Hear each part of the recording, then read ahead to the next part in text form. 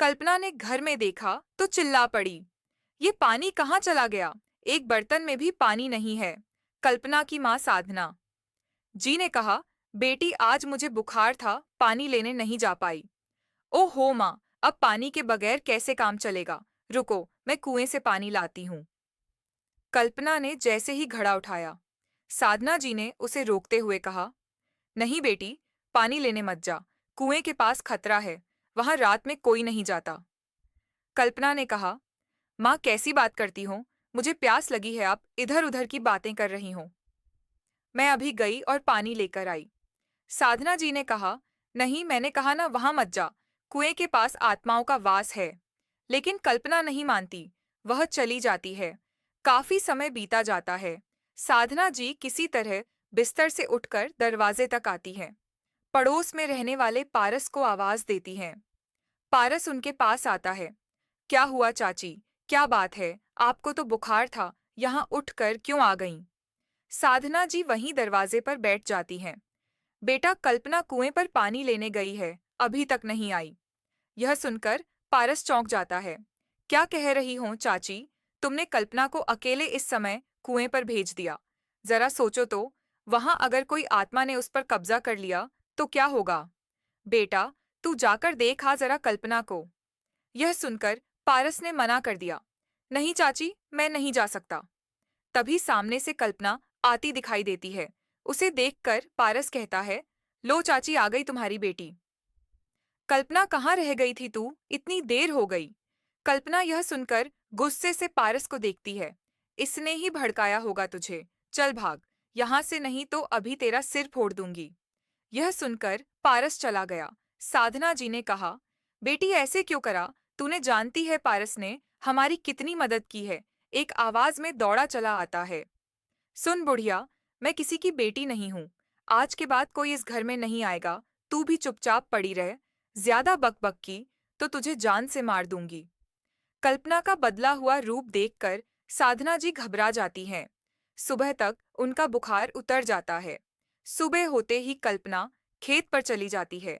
उसके जाने के बाद साधना जी गांव में रहने वाली एक देवी की पुजारिन शारदा के पास जाती हैं। शारदा ने साधना को देख तो बोली, आ गई, मैं तेरा ही इंतजार कर रही थी। बेटी को संभाल कर न रख सकी, आ गई, वो भी चुड़ैल के कब्जे में। यह सुनकर साधना जी रोने लगती हैं। मां जी, आपको कैसे पता? वो बस कल पानी लेने गई थी। जब से वापस आई है उल्टा सीधा बोल रही है। शारदा जी ने कहा, मैं जानती हूँ, वो उस नीले नखून वाली चुड़ैल के कब्जे में आ गई है। तू देखती रहना, उसके बाएं पैर के अंगूठे का नखून हल्का नीला होगा। धीरे धीरे वह ज्यादा नीला होता जाएगा। जब वह नीले से काला होने लगा, तब समझ लियो, तेरी बेटी खत्म। वो चुड़ैल उसे अपने साथ ले जाएगी। यह सुनकर साधना जी ने शारदा जी के पैर पकड़ लिए। बचा लो मेरी बेटी को, उसके सिवा मेरा कोई नहीं है। शारदा जी ने आंख बंद करके कुछ मंत्र पढ़े और कहा, वह बहुत शक्तिशाली है, मैं कुछ नहीं कर सकती।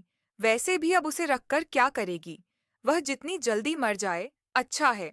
वरना अगर उसे गांव की कोई भी कुंवारी लड़की अकेले में मिल गई तो वो उसे भी अपने जैसा बना लेगी। गांव में कम से कम और लड़कियां तो बच जाएंगी। साधना जी ने पुजारिन के पैर पकड़कर बहुत मनाने की कोशिश की, लेकिन शारदा जी ने उनकी कोई मदद नहीं की। उन्होंने बस इतना कहा, अपनी बेटी को किसी तरह रात के समय में घर में बंद करके रख, इससे गांव के लोग बच जाएंगे। साधना जी रोती हुई अपने घर आ जाती हैं। कुछ देर बाद कल्पना भी घर आ जाती है। साधना जी उसे खाना परोस कर देती हैं। तभी उनका ध्यान उसके अंगेठे पर जाता है। वह हल्का सा नीला था। यह देखकर वे कल्पना से पूछती हैं, बेटी, ये तेरा अंगूठा लाल कैसे हुआ? मुझे भूल जाओ माँ, कल जब मैं पानी लेने गई थी तभी वहां एक औरत खड़ी थी, उसका पूरा शरीर नीला था। वह पानी मांग रही थी, मैंने उसे पानी पिलाया। उसके बाद उसने मेरे सिर पर हाथ फेरा, तब मैं बेहोश होने लगी। जब मुझे होश आया तो वहां कोई नहीं था। रात होते ही वो मुझ पर हावी हो जाती है। उसके अलावा मुझे किसी से बात करना अच्छा नहीं लगता। यह कहकर कल्पना रोने लगती है। साधना जी उसे चुप कराती हैं। कल्पना उनसे कहती है, माँ, मुझे रात होने से पहले अंदर के कमरे में बंद कर दिया करो, नहीं तो पता नहीं मैं कर दूंगी। मैं अपने वश में नहीं रहती। इसी तरह कुछ दिन बीत आते हैं। कल्पना कमजोर होने लगती है और उसके पैर का नाखून धीरे धीरे ज्यादा नीला होने लगता है। साधना जी कई जगह कल्पना के लिए बात करती हैं, लेकिन कोई भी उस चुड़ैल से कल्पना को मुक्त नहीं करा पाता। एक दिन साधना जी अपने घर के बाहर आंगन में बैठी थीं। तभी गांव वाले इकट्ठे हो जाते हैं। मुखिया ने कहा, साधना बहन कल्पना को लेकर इस गांव से चली जाओ, वरना गांव वाले उसे जलाकर मार देंगे।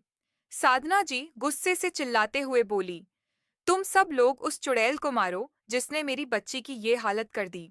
उस पर कोई जोर नहीं चलता तो मेरी बच्ची को मारने आ गए।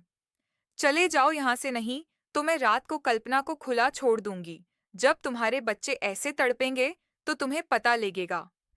यह सुनकर सब गांव वाले चले जाते हैं। एक दिन सुबह जब साधना